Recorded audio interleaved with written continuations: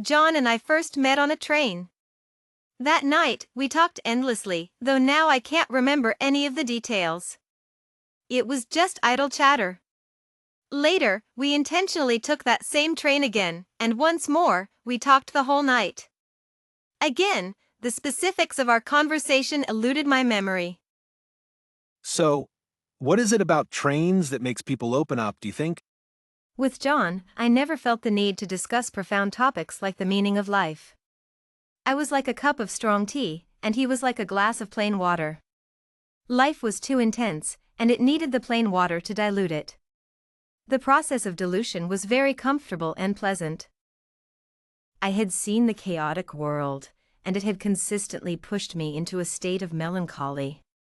Maybe I was too pure, but when I was younger, wasn't I also living in a state of purity? Yes, for a long time, I lived in that state of purity. Until I met him. I returned home feeling bored, lying on my bed and staring at my computer for a long time. Tossing and turning, I finally decided to start a conversation with him, fueled by the alcohol. Are you still awake? Yes. I recounted the events at the dinner party. John didn't react much, as he had never left the campus and didn't understand the complexities of society. I don't understand society either, nor do I like its murkiness. I always wanted to detach from it, to remain clear-headed and independent. The next day at work, surprisingly, the director didn't scold me or find fault with me. Instead, he announced that from now on, administrative staff wouldn't have to entertain clients. It's a waste of your beauty, which could have brought wealth. I didn't know if I was beautiful, but ever since I started working, many men had tried to support me financially. However, I was too upright and always brushed them off. I never let them succeed. I thought I had performed well the previous night, at least I didn't directly confront the clients, so I continued with my usual administrative work. When I delivered documents to the hotel floor, I saw a familiar figure. It was the man I met last night. Hello, are you staying at our hotel? Yes, what a coincidence. His voice was deep and magnetic. Enjoy your stay. I have to get back to work. John graduated, and we met again. The night was cool, and I stood in the mall where I had arranged to meet John, wearing a casual, loose sweatshirt. Today, John and I planned to watch a movie together. In the cinema, I ran into the man I had met before. He was accompanied by a woman with a seductive figure and heavy makeup. This man's taste is really terrible. Out shopping? Yes, and you? Me too. He scrutinized John, who was about the same age. My features were delicate and refined, while John wore a white t-shirt and light blue jeans, looking like a sunny boy. Standing together, we looked like a golden couple. The man's eyes showed a hint of discomfort, as if a wave of jealousy was surging. But he controlled his emotions and said softly, Enjoy your time. I turned and entered the cinema with John, laughing and chatting. After a light-hearted movie, John and I went our separate ways. I'm going on a graduation trip. Remember to send me photos. In the blink of an eye, John had been on his graduation trip for half a month. During this time, our conversations were brief, and I felt bored. I arranged to go shopping with a few friends. In the mall, I ran into him again. What a coincidence, how do I keep running into him? Is he following me? Hey, beautiful. Hello, Michael. Let's be friends. My name is Michael, and yours? I don't have a name. No name? Then I'll give you one. How about Sarah? Your father must call you Anna. I was stunned. How did he know my name? Could it be a coincidence that he guessed it right? This is spooky. Are you a fortune teller? Do you want me to read your fortune? No, thank you. Using fortune telling to flirt is indeed outdated. Flirt with whoever you want. With that, I was about to leave. He quickly grabbed my hand. How about I treat everyone to a meal? Sure. And just like that, I was sold out. Narrator, tone, serious. In no time, we arrived at a 5-star hotel, greeted by a wave of fragrance, Dior peony, vibrant and sweet. You wouldn't think of top, middle, or bass notes when you smell it. Instead, it feels like opening the fridge on a hot summer day and taking out perfectly chilled lychees. Peeling them, you smell a burst of refreshing sweetness. The hotel's decor was magnificent and grand, all in a Chinese style. Guided by a group of waiters, we arrived in a quaint private room. Michael, tone, friendly darling, you order. Me, tone, unfriendly. Don't call me that. It gives me goosebumps. Order whatever you want, I'm on a diet. Michael, tone, cheerful. You have a great figure. Me, tone, shy nonsense, we're not that close. Michael, tone, cheerful. Familiarity breeds fondness. How many times have we met? Me, tone, unfriendly sophistry, I don't want to argue with you. Narrator, tone, serious. With that, I handed the menu to Emily. Emily, tone, cheerful. Then I won't be polite. I'll have the roasted pigeon, mixed stew, Buddha jumps over the wall, and steamed osmanthus fish. Sophie, tone, cheerful. I'll have some greens and braised fish roe. Grace, tone, cheerful. I'll have the oyster pancake, double fried pork liver, and steamed hairy crab. Narrator, tone, serious. The menu came back to me. Me, tone, serious. I won't order, we should finish what we have first, this is too much. Narrator, tone, serious. After the meal, everyone went home. I was waiting for a taxi at the intersection. A Range Rover approached. He got out and stood beside me. Mr. Johnson, tone, serious. I'll take you home. Me, tone, unfriendly. No need, I haven't been drinking, I can go home myself. Mr. Johnson, tone, serious. You know, I've been noticing you for a long time. Me, tone, unfriendly. How many times have you followed me? Mr. Johnson, tone, cheerful. You are so beautiful. Me, tone, unfriendly. Flattery, did you go to all this trouble just to tell me I'm beautiful? I'm going home. Mr. Johnson, tone, serious. Confucius said, fine words and an insinuating appearance are seldom associated with true virtue. Do you think I'm not a good person? Me, tone, serious. Let feelings be expressed within the bounds of propriety. Mr. Johnson, tone, serious. Food and affection are natural desires. Me, tone, serious. Confucius only followed his heart at 70, yet still did not overstep the bounds. It's truly not easy. Mr. Johnson, tone, cheerful. At this moment, I find your innocence particularly endearing. Narrator, tone, serious. I didn't respond, continuing to look ahead to see if a taxi was coming. Mr. Johnson, tone, friendly. No need to wait, there won't be any taxis tonight. I'll take you home, I haven't been drinking, I can drive. Me, tone, unfriendly. No, I'll wait a bit longer.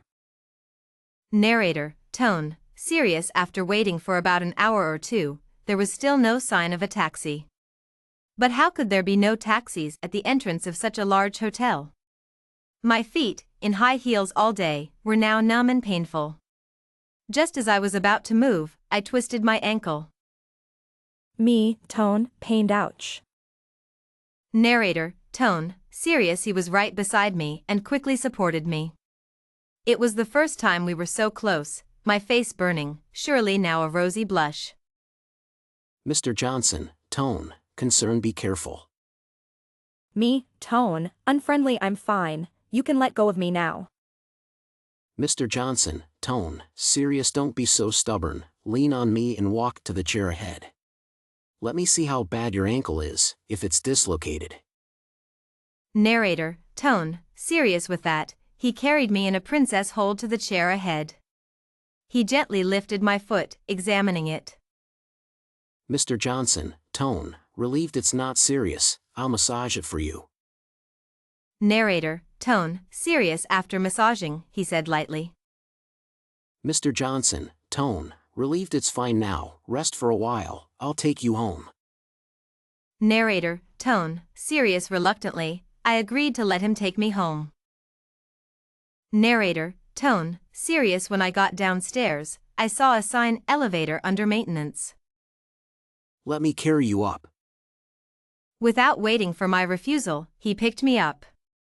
I shyly buried my face in his strong chest, but I could hear his heart beating fast.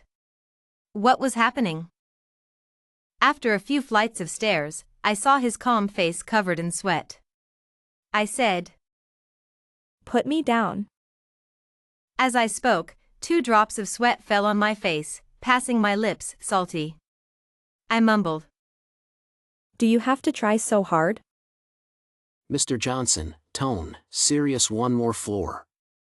Don't talk, don't struggle, or we'll both fall down the stairs. I need to watch the stairs and hold you steady. Just keep your head buried in my chest, don't block my view. Narrator, tone, shy hearing this, I obediently buried my head in his chest, feeling the warmth of his breath. I murmured, Am I that heavy? Mr. Johnson, tone, cheerful but your figure is just right, I like it. Narrator, tone, shy hearing this, a wave of heat surged from my heart, burning from my ears to my cheeks. Smelling his sweat, the scent of his hormones, I started to feel intoxicated. Finally, he carried me from the 1st floor to the 10th. Opening the door, I was greeted by the smell of ink mixed with a faint sweetness. The living room had a 3-meter-long desk filled with various brushes, ink, and paper scattered around. The desk was covered with dried ink and books, mostly scriptures and some poetry collections. The floor was littered with drafts, discarded in dissatisfaction, while the desk displayed my satisfactory works, powerful and free-flowing. Narrator, tone, shy opening the door, I felt a bit embarrassed as the floor was covered with drafts. I apologized.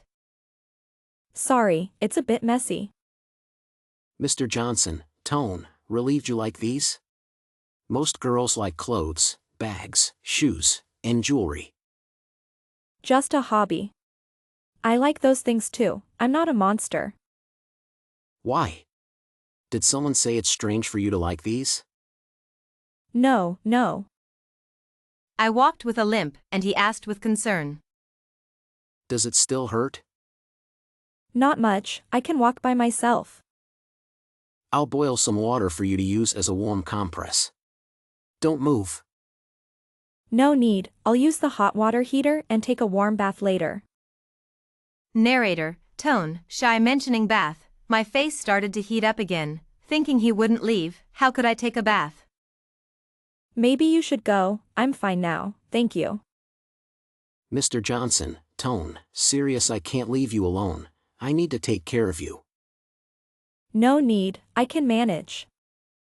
Then I'll really go. With that, he reluctantly left. In the blink of an eye, John returned from his graduation trip. We arranged to meet again. Today happened to be the weekend, and John and I planned to watch a movie. The blue sky was dotted with a few cotton candy-like clouds, and the streets were bustling with people. An hour later, we finished the movie and walked out of the theater, coincidentally bumping into Michael's driver. The driver hurriedly walked outside, and out of curiosity, I followed but didn't see anyone, so I didn't pay it any mind. John and I continued to chat and laugh as we went shopping elsewhere, and it wasn't until 10 at night that we said our goodbyes. As I walked home, a cold drizzle began to fall, and the wind was bone-chilling. Under the dim streetlights, the night took on a yellowish hue. Michael was already waiting for me downstairs in the neighborhood. Get in the car. Seeing me return, he pulled me into the passenger seat of his car and then drove off. I didn't have time to ask where we were going, and soon we arrived at the underground parking lot of a hotel. After getting out of the car, he pulled me along as we ran into a guest room. He pressed me against the wall, unable to suppress a surge of passion, and kissed me deeply. I had never experienced such intensity before. We were so close that I could hear his heartbeat, thump, thump, thump. I've never seen a girl as beautiful as you. Do you want this? Feelings should be restrained by propriety. I was so nervous that I couldn't speak clearly. I can't help myself. With that, he kissed me again, deeper and more passionately, until I was completely lost in the moment. The only light came through the curtains, and a gentle breeze brushed against my skin. I was falling deeper and deeper, unable to extricate myself. 22. In the prime of youth. He wanted to say more, but I pretended to be asleep. He tucked me in, and I could feel him gazing at me. After a while, I opened my eyes. Did you sleep well? His voice was magnetic and calm, almost melting me. I quickly closed my eyes and pretended to sleep. He kissed my forehead again. Do you regret it? What? What do you want? I'm so hungry, I want to go downstairs for breakfast. Let's go brush our teeth and wash our faces. With that, he picked me up and carried me to the bathroom. In the bathroom mirror, I could see my face was still blushing. At that moment, my red lips, white teeth, and smooth skin were all glowing, and my eyes were full of springtime charm. He hugged me from behind and kissed my hair. You're so beautiful. What kind of divine grace created you? I felt his tenderness and was a bit lost. I asked, "Do you love me?" He listened and then held me tightly, kissing me deeply. I responded to his passion over and over again. After a while, he stopped and looked at me. No regrets? I shook my head vigorously, no regrets. Hurry up and brush your teeth, wash your face, and eat. I have things to do later. You stay here, don't worry about the room fee. Where are you going? Brush your teeth first. After washing up, he walked to the window and opened the curtains. Looking out, the endless sea stretched before us, and the sea breeze, sometimes salty, sometimes fresh, blew in. I wrapped myself in a bathrobe. It's so beautiful here. He was setting up breakfast and called me over to eat. After breakfast, I hurriedly got dressed for work, muttering, I'm going to be late, I'm going to be late. Honey, come help me with my tie. Reluctantly, I walked over to help him with his tie. He looked at me. Like a couple. My face turned red again, and I pouted playfully. Who said I want to be a couple with you? Wasn't last night like being a couple? I blushed. You seduced me.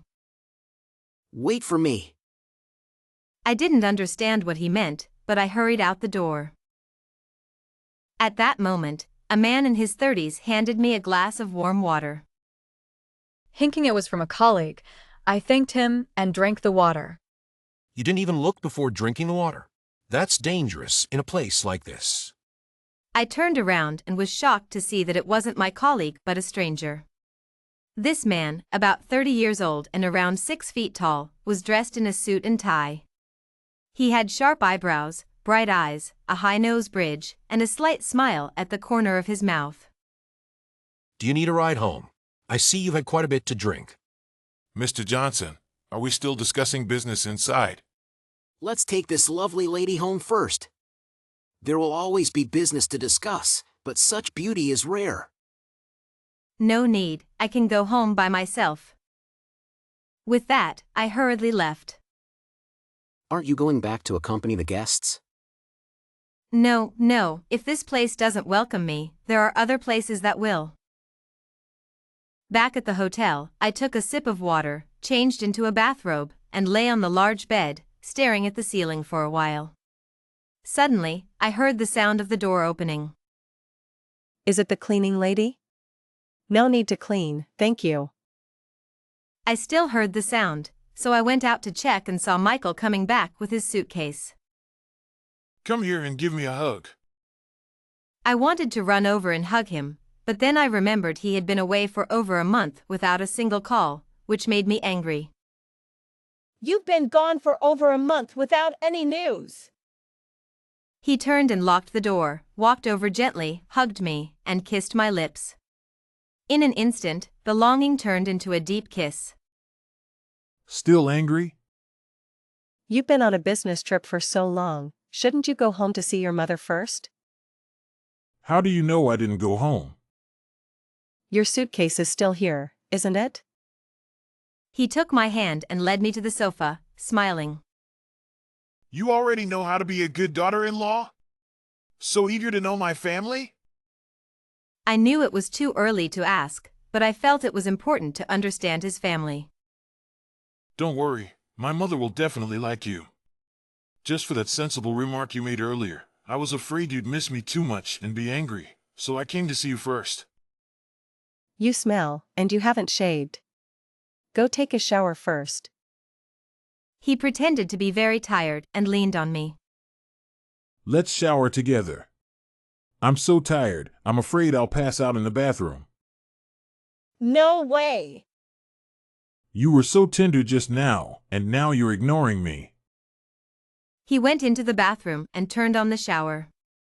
The whole suite was very quiet, with only the sound of the shower running, while my heart was pounding and my palms were sweating. After a while, I heard a thud. Did he really fall? I hurriedly pushed the door open and saw him standing there, naked. I was instantly mesmerized.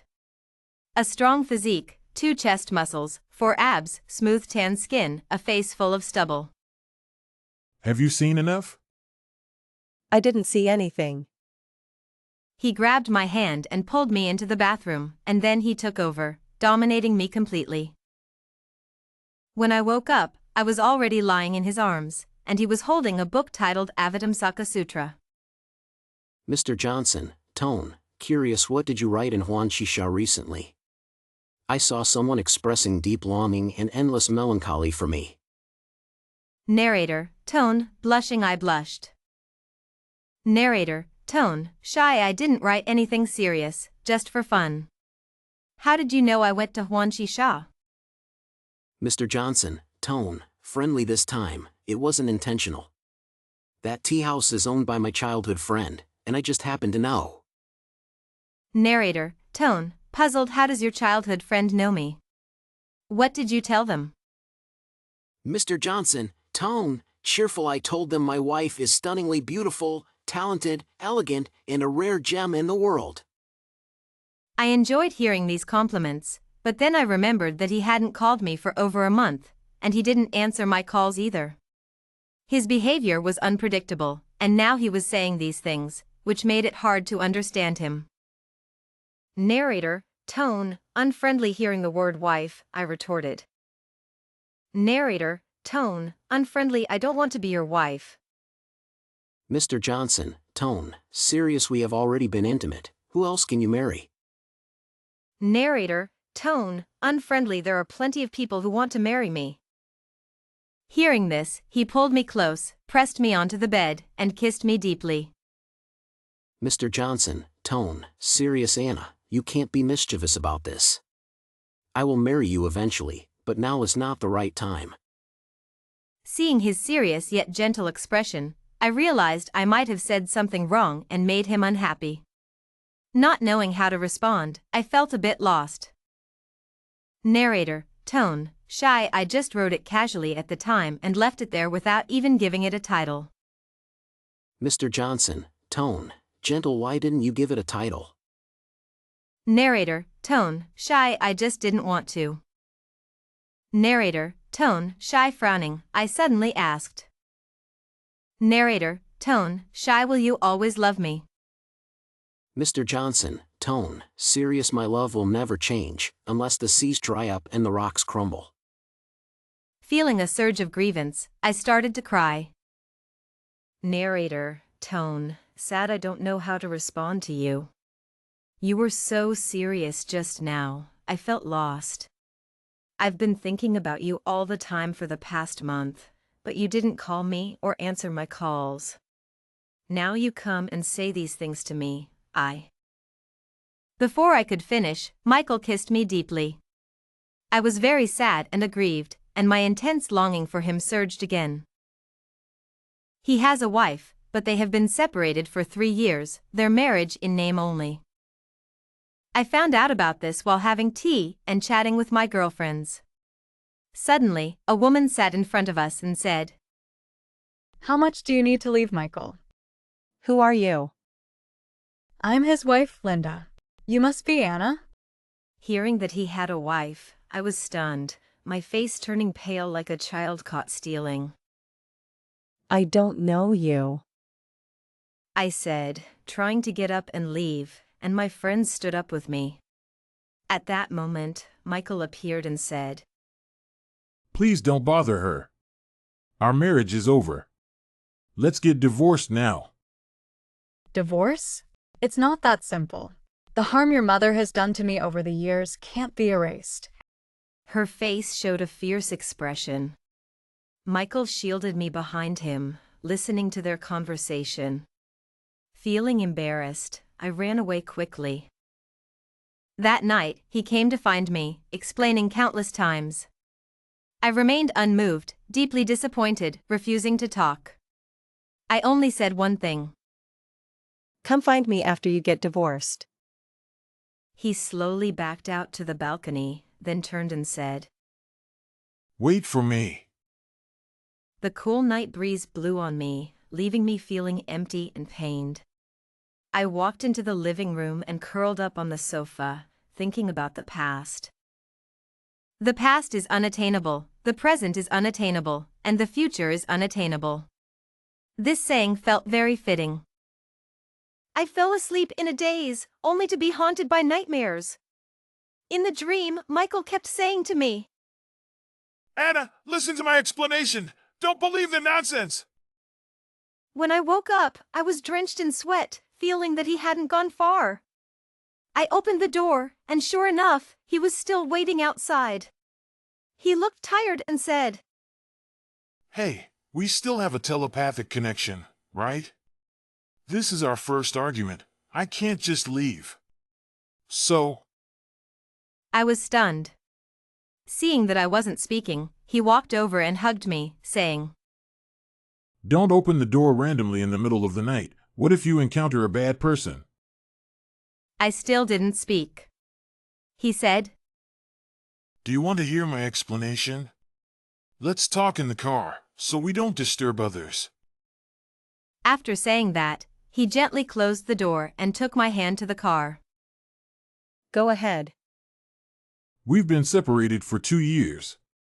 She's been abroad for the past 2 years, and we haven't had any contact. Our marriage was a business arrangement, and we never loved each other. She's been with her boyfriend abroad for a long time. We're still not divorced because we're going through the legal process, mainly due to property and child issues. Now that we've been separated for 2 years, the court will soon grant the divorce. Please wait for me. The next day, I left that city because I received a strange video showing their family of 3 happily together. I heard that on the day I left, Michael insisted on taking the stairs instead of the elevator and ended up falling down the stairs, looking quite disheveled. When I got home, my father scolded me because I was expecting a child before marriage. He came to our house to find me, but I never showed up. Each time, my father sent him away. After countless disappointments, he was heartbroken and worn out. Sometimes he would pick up a fallen leaf and sigh for a long time, or pluck a flower, wanting to capture its fleeting beauty. A deep longing filled with affection, a misty illusion, and a month of clear light spread through his heart. A year later, the news of his divorce from Linda became widely known, reported by both print and online media. Even our small town knew about his divorce. He brought his family to my doorstep to propose. You are a perfect match for my son. Especially when we see our little grandson, we are moved to tears, not knowing how to express our love for him. He looks just like Michael, there's no need for a paternity test. It turned out that his previous son was actually his ex-wife's child with her former boyfriend. Reuniting with Michael and having a child together, the emotions in my heart were overwhelming, and I shed tears of grievance. It's been a year. How have you been? I cried in his arms, not answering his question. His eyes turned red. If it weren't for all these people, I would kiss you 1,000 times. Let's talk when everyone leaves, okay? Okay. I'm sorry. It's my fault. I shouldn't have. Yes, it's all your fault. Entirely your fault. He held me tightly, so much that it hurt my bones. It hurts. I'm sorry. My father, seeing everyone was present, spoke up. Mr. Johnson, don't worry.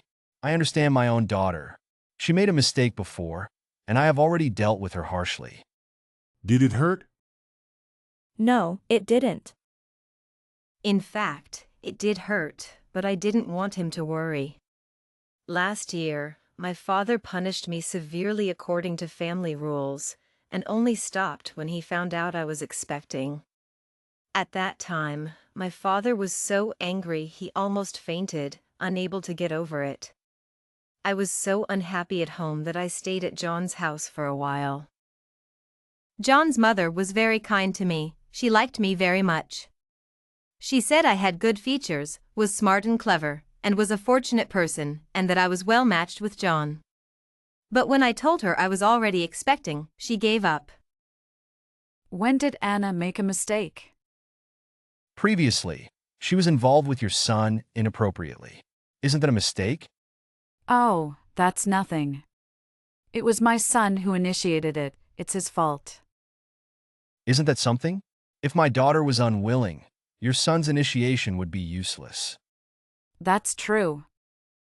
Michael and I exchanged glances. A father knows his daughter best? Maybe, I'm not sure. What are you laughing at? Making mistakes and still laughing? Especially you, Anna. How could you be involved with a married man? My father found it hard to continue. I was also deeply ashamed, lowering my head. However, there are many people proposing to Anna. She is smart and beautiful and can marry well locally. We don't need a wealthy family like yours. I just hope my daughter can live a simple and peaceful life. I don't want any more inappropriate relationships. Proposing? Proposing? We are here to propose. Who are we proposing to? The child is already born. Mr. Parker, you can't go back on your word. We are very satisfied with Sarah. I quickly comforted Michael. Father is teasing you. I'm not teasing him.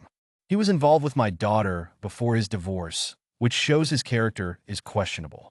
Now he is just infatuated with Anna.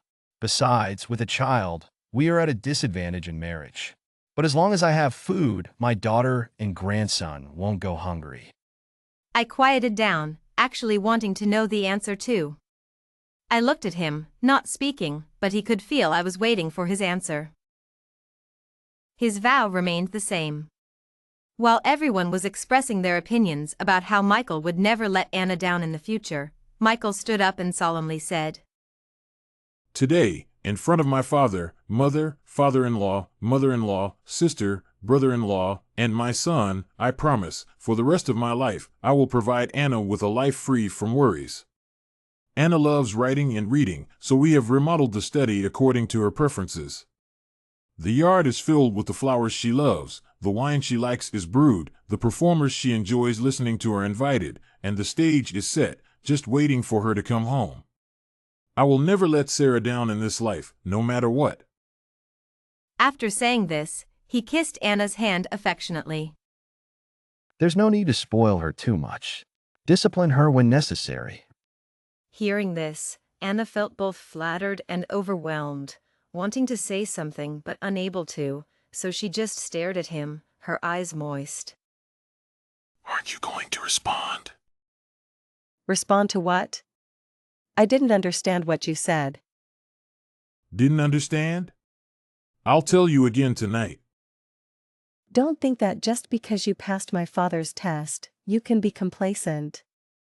Before I marry you, my father won't let me go home with you. He looked a bit disappointed. The next day, the wedding ceremony officially took place. Mr. Johnson Sr. and Mrs. Johnson first paid their respects to their ancestors, set off firecrackers, and then asked Michael to pick me up from the hotel. They said that although Michael had been married before, it was my first marriage, and they couldn't treat me poorly. Therefore, they made the wedding grand and splendid to showcase the Johnson family's prestige. He saw me in a green pleated dress, with a layer of red silk underneath, revealing my delicate chest. My face was like a lotus, with willow-like eyebrows and almond-shaped eyes, exuding a gentle charm. My shoulder-length black hair was adorned with jewels, shining brightly in the sunlight. I saw him in a red traditional outfit, made of silk, with a jade pendant at his waist. He was tall and handsome, though his temples were slightly gray, and his once youthful features now showed signs of age. He stood there holding a bouquet, gazing at me with a dreamy look. What's wrong? Michael walked over, took my hands, and said with a deep and affectionate smile, Now we are husband and wife. I blushed and smiled. We are husband and wife in name, so we are husband and wife. He touched my cheek and then embraced me, holding me close to his heart. I love you. You never said it before when I asked, why say it now? Today we are getting married. If I don't say it now, it would be inappropriate. I have always said it in my heart, and I believe you could hear it. I wanted to show my love through actions. What if I couldn't hear it? There is no what if. I know you heard it. Then, please take care of me for the rest of our lives. May we never part in this lifetime. At this moment, the waiting friends and family downstairs rushed up, urging us to hurry down so as not to miss the auspicious time.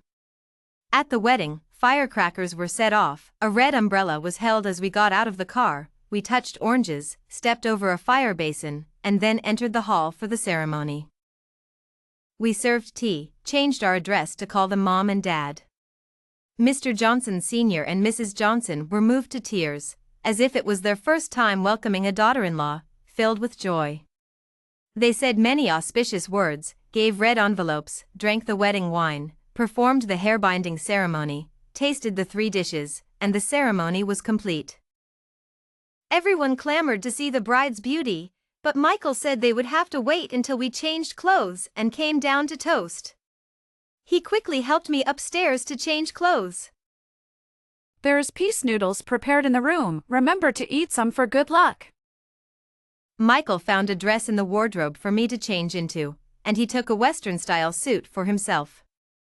We symbolically ate a few bites of the peace noodles and then hurried downstairs to toast everyone. We toasted table after table. Amidst the music and festivities, each table was lively. The wedding planner took my hand, looked at me, and smiled. Don't worry if you're tired, go rest in the room. I felt a bit exhausted too. With 3 banquet halls and about 100 tables, I toasted a few tables of elders and felt overwhelmed, so I called my close friends to the room to catch up. Recently, Anna had a fever and cold, which she passed on to her father, Michael. At 8 p.m., Mrs. Johnson noticed that Michael hadn't returned home yet, so she went to the kitchen to prepare some herbal medicine and asked me to take it to the office. As soon as I reached the office door, I saw him talking closely with his female assistant, who was wearing a work uniform with a low neckline. Seeing this, I remained calm, carrying the medicine pot and walking towards the office sofa with the sound of my high heels echoing with each step. I placed the pot down and sat quietly, waiting for them to finish their conversation. Why are you here? It's time to take your medicine. Is it poisonous? All medicine has some toxicity, drink it and cherish it. Are you jealous? Not worth it. Michael took off his suit jacket, held me in his arms, and said gently, I think we shouldn't let irrelevant people cause a rift between us. She might have been a bit inappropriate. I'll make sure the colleagues pay more attention to their attire tomorrow. I looked up at him, leaned in, and kissed him. I have a cold. I don't want to pass it to you. Is Anna feeling better? It's just a cold, we'll face it together. You're really jealous. Then he held me tightly and kissed me passionately. After work, we drove home hand in hand. Do we need to talk about today's incident? No need. No doubts? No doubts. No unresolved issues? No issues. Then why talk about poison and life and death? Just for the sake of argument. Then I want to hold you all night, not letting go for a moment. Okay. No need, no doubts, no issues, a night of intimacy, no more words. Half a month later, Michael drove all day and arrived at my home in the evening. Seeing the door open, he walked in and saw my father sitting under the eaves in a wicker chair, rolling cigarettes with his reading glasses on. Father. You're here? Come and roll these. Michael walked over, took the bamboo basket from my father's hand, sat in another wicker chair nearby, and carefully rolled the cigarettes with paper and tobacco. Roll them tighter. Don't let them fall apart. Yes, Father. My father lit a cigarette and sat beside him, saying slowly, Anna has a bad temper. You are older than her. If you can't be a good husband, at least be like an elder brother. Yes, Father. Don't transfer the household registration of the unnamed one. In the future, you and Anna should have more children, regardless of gender. I won't compete with you. Our family has only one daughter in this generation, so... I understand, Father. I will follow your arrangements. My father sighed in relief, put out the cigarette, and said, Take good care of Anna during her recovery period. Don't let her health suffer. Yes, Father. As the sun set and my mother and the unnamed one had not returned, my father said he would go out to check. After finishing rolling the tobacco in the basket, Michael walked into my study. I was holding a copy of Dream of the Red Chamber, playing with the petals on the windowsill while savoring the words in the book, each sentence lingering in my mind. Suddenly, seeing him come in, I turned away, ignoring him. How many times have you read it? Then he put his hands behind his head and said proudly, I know a bit about this book too. If you ask me, I can share some insights with you. I still refused to respond to him. You can't read this book with a purist mindset, or you won't appreciate its depth. Don't focus too much on the main storyline of Bow and Die. Their love, though sincere, couldn't withstand the pressures of society. It was too pure, too fragile, and the male protagonist didn't use any strategies to fight for their love. Having knowledge without tactics is just an empty shell. A woman with knowledge but no tactics is endearing, but a man with knowledge but no tactics is detestable. If he had even a bit of Tan Chun's courage, he could have protected Lin Dayu. At this point, he seemed heavy-hearted, perhaps due to his deep love and frustration with the classic, or maybe he was confessing.